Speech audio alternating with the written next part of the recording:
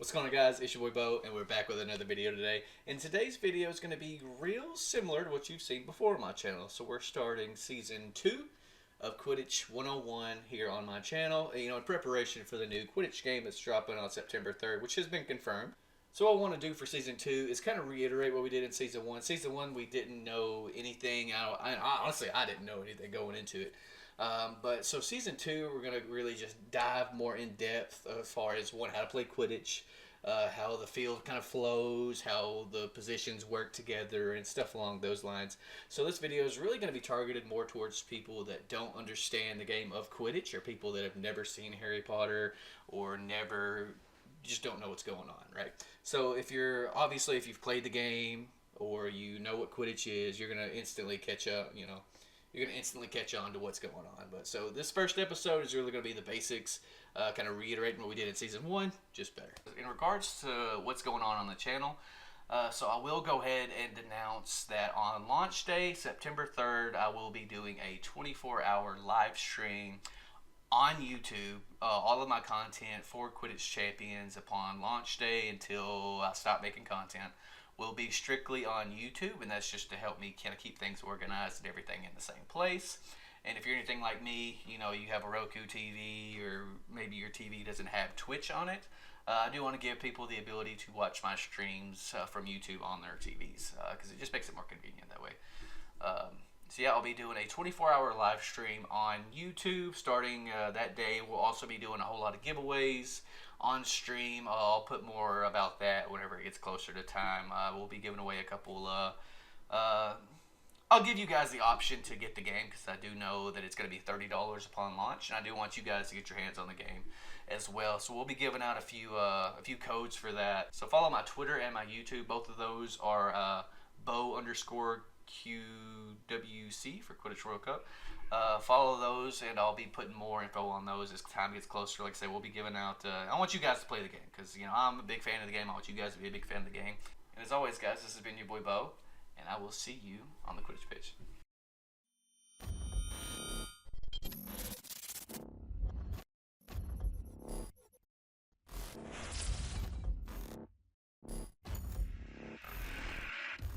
All right, so welcome to season 2 of Quidditch 101. This, to be honest with you guys, I haven't seen this screen in forever, so it's going to take me a minute to kind of get the template back down and understand how the template works. But we're gonna do this together. I got my boy Dobby right here. You see him just chilling.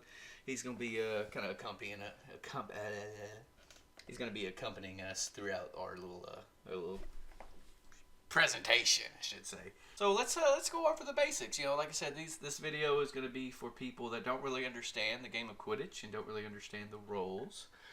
So going over, we have, I guess this is the pitch. This is what a standard Quidditch pitch is going to look like.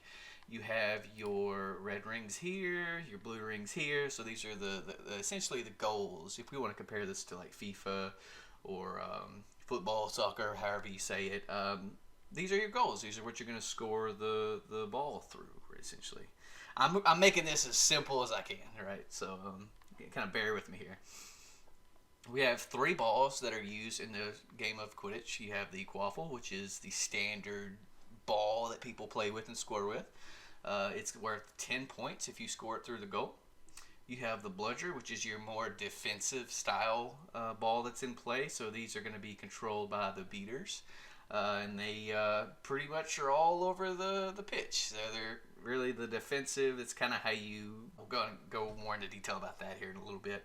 And then the third type of ball that you could run into is the golden snitch, which is the infamous, if you've seen Harry Potter, if you've seen Quidditch played, this is the piece of a resistance, or whatever, however they say it, right?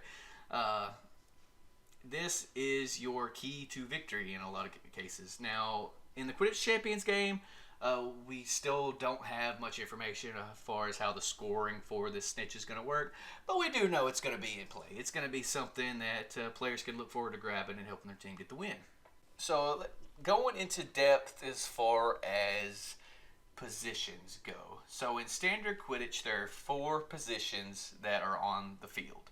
You have your chasers, you have your beaters, your keepers, and your seekers, or however Those are the standard 4 positions that you're going to run into on the field. So each position, based on your play style, can be suitable to win the match. So taking a deeper dive into the positions, let's break it down based on how your play style could suit a certain position on the field. So let's start off with your chasers. Your chasers are really going to be your main scoring opportunity. These are the players that fly around trying to get possession of the quaffle, trying to score those goals, get that quick 10 points on the board for your team. These are your main scoring opportunity positions.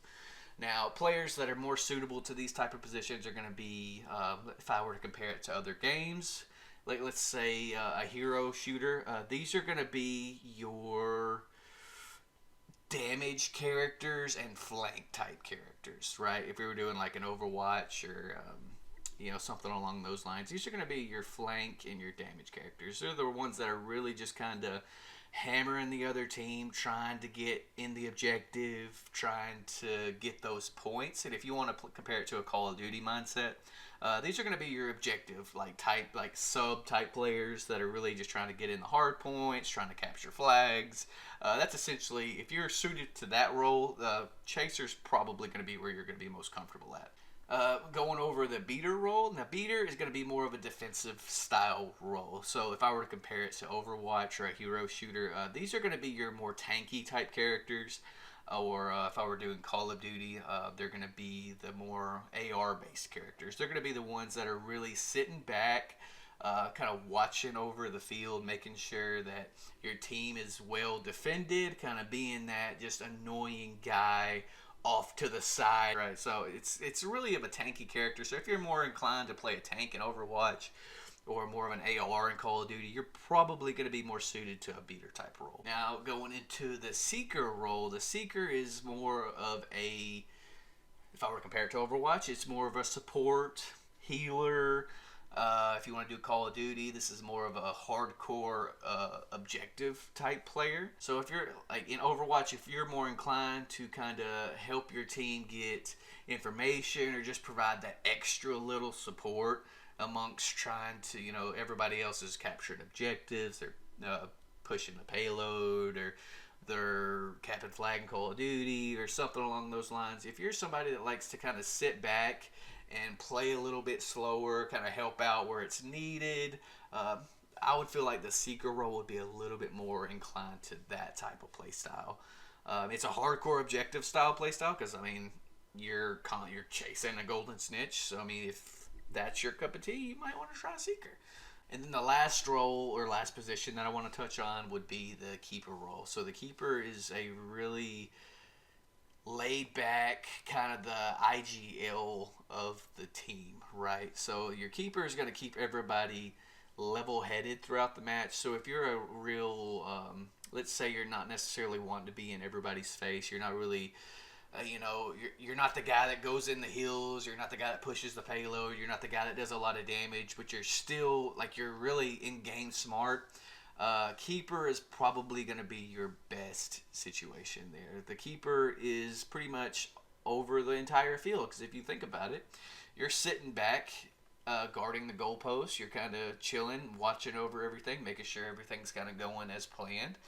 You can see a lot more than what everybody else can see, and it's more suited towards people that are mentally in the game more than physically, if you get what I mean.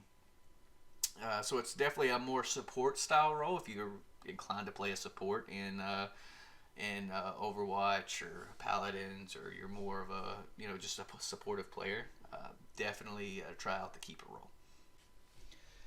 Alright, so I think I've ranted enough about the positions and pretty much the flow of I want to touch a little bit at the end of this video in regards to how I would play Quidditch and how my group would play Quidditch.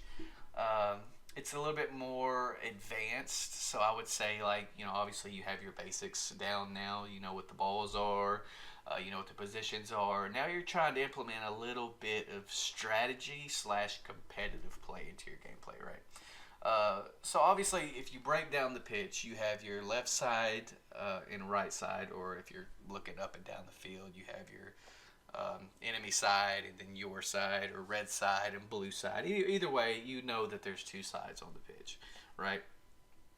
And in order to effectively communicate to your teammates, whether you're playing in real life or, sports, right? So, if you're trying to be a good team player, no matter what sport you're playing, you're wanting to make those little call outs that can help your team, like, understand what's going on if they're not fully there, right?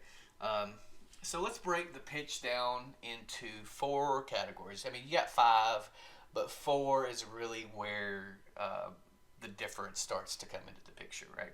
So obviously you have your center field here. This is called mid.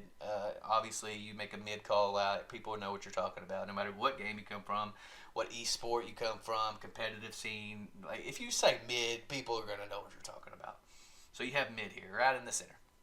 And then you start. Let's break it down into 4. You have your red side and your blue side. And from there, it kind of gets broken down again. So you have left, right, and then you also have left, right again. So these call-outs are based on standing in the middle of the field. Let's assume you are standing in the middle of the field, looking towards this red side. You have your left side of the pitch and the right side of the pitch. And if you turn around and do a 180, you have your left side of this, the blue side, and you have your right side of the blue side. Now that mindset is going to be real crucial when you're trying to communicate to your team what's going on. So let's start with the red side. So red side, you have your first zone and your second zone. We call the first zone on the left R1 and the zone on the right R2. So if you're trying to make a call out, let's say, hey, the other team is playing heavy R2. I think we need to start making strats to kind of combat that in R1 or whatever it may be, right? Depending on the situation. And it could be, transverse to the other side. You have your B1 and your B2. We read left to right, so it's always left to right. And, if you just want to be different and throw your own stuff in there, by all means. Like, this is just how we do it. This is how me and, my team have always thought about it. We've strategized and, we think this makes sense to us. That's pretty much the zone breakdown. You have mid, R1, R2, B1, B2. And it's pretty easy once you can get those down and kind of mentally memorized. It'll just flow. It flows like butter, man. So, I think that pretty much sums up Season 2, Episode 1. At the end of this video, I'm going to throw a little channel update in regards to what's going to be going on as far as when the game drops. And to be honest with you, I don't know how often I'm going to upload these. It could be once a week. It could be once a month. This might be the only video you ever see. Well, who knows, right? But now, you should have a fairly good understanding of Quidditch and how it works, how it functions, how it flows, how you score, how you win, how you lose. You're now inside my head, and hopefully we can turn this back into a good series. It ran pretty good on the first season. Like I said, it really needed to be redone. First season was so just botched. So